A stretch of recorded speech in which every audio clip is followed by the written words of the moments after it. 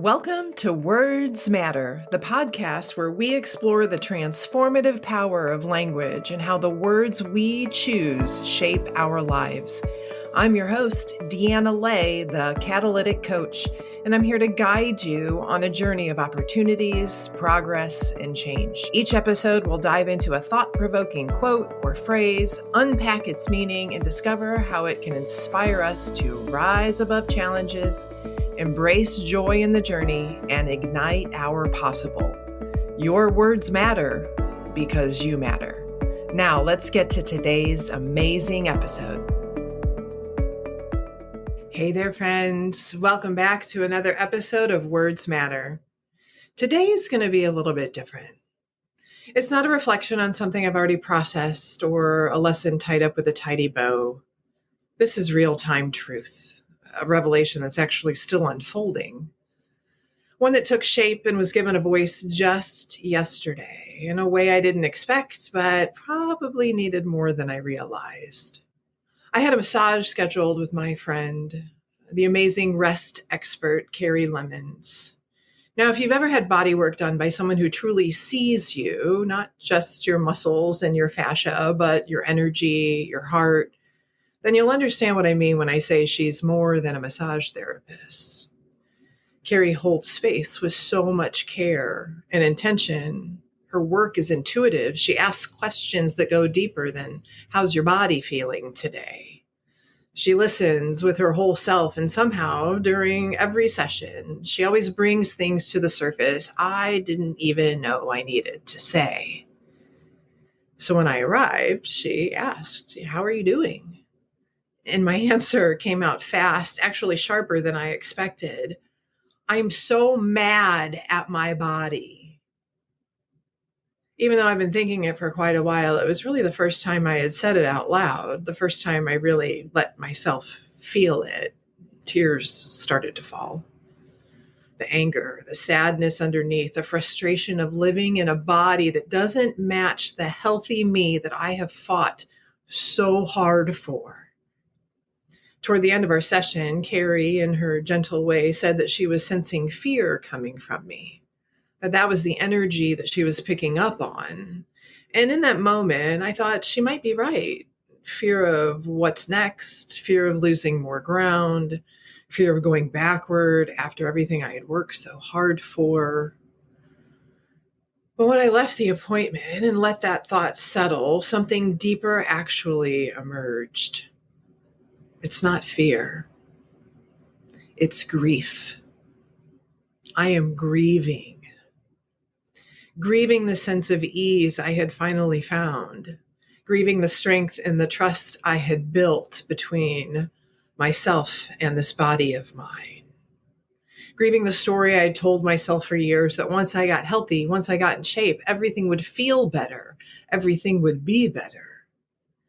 And for quite a while it was. For a long time, I was living and breathing whole self-health, mind, body, and soul. My habits were rooted. My spirit was strong. My body felt like a partner, not a problem. And I loved that me. And how life was, keyword, was. Yesterday got me thinking deep back to when things started to shift, when the disconnect first happened. It was my first frozen shoulder, then heart palpitations, then fatigue that no amount of rest could fix, then the massive effects of perimenopause. But the catalyst, it happened 3 months ago when a back injury led to a diagnosis of spinal stenosis.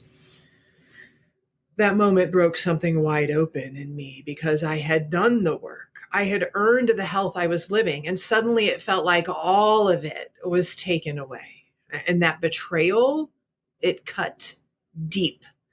Not just because of the constant physical pain that made every movement hurt, but because of what it represented.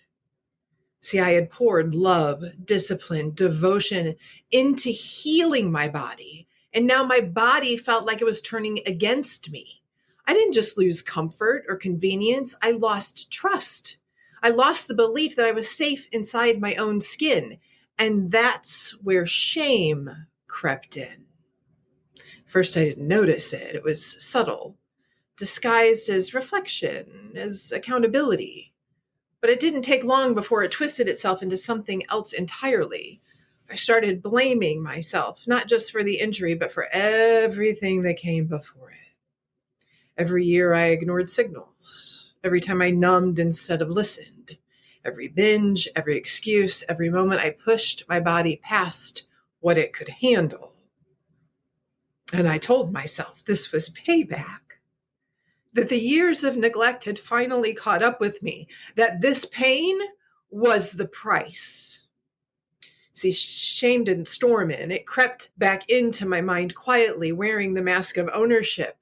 It sounded like truth, but I now see it as regret, weaponized against my own healing. It whispered that I should have done better, seen it coming, known more, tried harder, that maybe I never deserved to feel good in the first place. And that's what I remember to quote I first heard back in March 2024. Tiffany Aliche, better known as the Budgetnista, was on a podcast with Mel Robbins when she said it. Shame shields solutions. Those words landed hard back then, but they've taken on a whole new meaning as of yesterday because I'm living them. Shame doesn't just sting, it silences. It keeps you from reaching out. It tells you to be thankful it's not worse. It gaslights your grief by comparing it to someone else's. It convinces you that your pain isn't valid because it's not visible. And worst of all, it blocks you from finding your way through the dark because you can't solve what you're too ashamed to say out loud. My amazing pastor, Corey Ball, once said in a sermon that shame can also be a messenger, a wake-up call that something's off. And I believe that.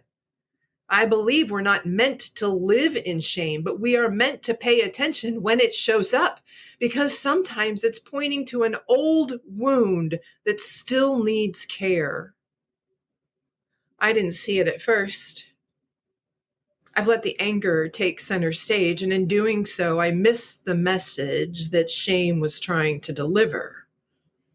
That disconnection from my body only widened. So right now, the wound I'm tending is this.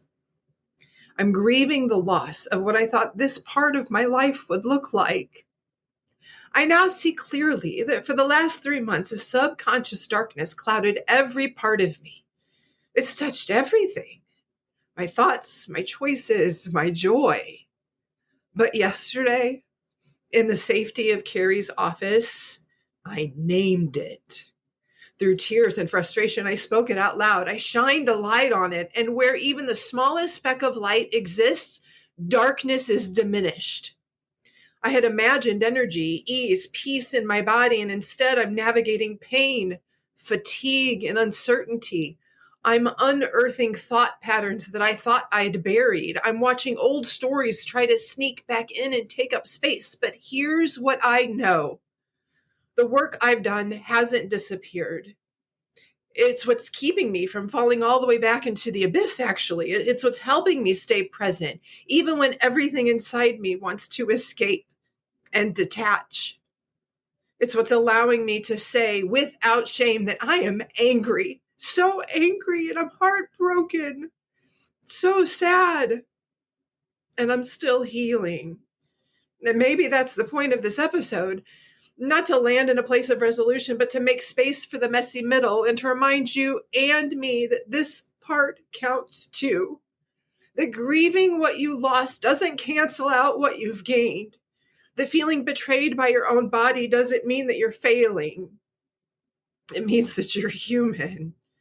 And being human is heavy sometimes. It stretches you, it breaks your heart, it asks more of you than you ever thought you'd have to give. But it also invites you to meet yourself right where you are. To stand in the mess and say, this matters because I matter. I know that I know that I know this. Every time you tell the truth about what hurts, you reclaim a part of yourself that shame has tried to erase. I don't have the answers today. I don't have a strategy or a fix or a colorful bow to tie this all up with, but I do have honesty. And I believe that this kind of honesty has the power to heal because it makes space for what's real. It quiets the shame. It interrupts the spiral. It reminds us that what we're walking through doesn't erase the strength it took us to get here. Because we're not defined by our hardest seasons, are we? We're not disqualified by our pain, and we're not defeated by what's trying to defeat us.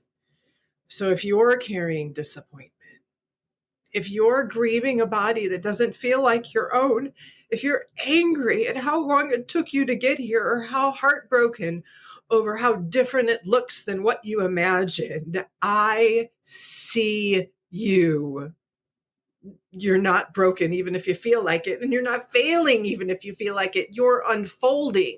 And this is just another layer, a deeper one, and you're allowed to feel every inch of it. You haven't lost your healing. You haven't erased your progress. You are still on your way. And I'm going to be right here beside you, telling the truth, honoring the ache and staying in it with you. Not because it's easy, but because it's real. And because the only way to it, to the solutions we seek, is through the thick of it.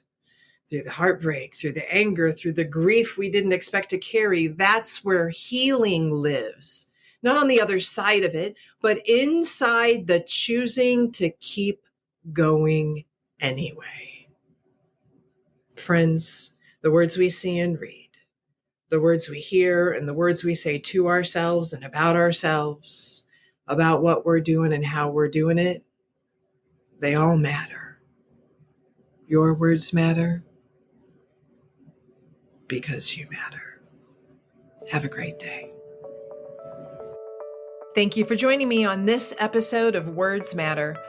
I hope today's message inspired you to embrace opportunities, make progress, and create meaningful change in your life. Remember, every word you speak, especially to yourself, has the power to shape your journey and ignite your possible. If you enjoyed this episode, don't forget to subscribe, leave a review, and please share it with someone who needs to hear this message today. Let's keep the conversation going, friends. Connect with me on social media or visit my website at deannaley.com for more inspiration and tools to help you rise and ignite your possible. Until next time, remember, your words matter because you matter.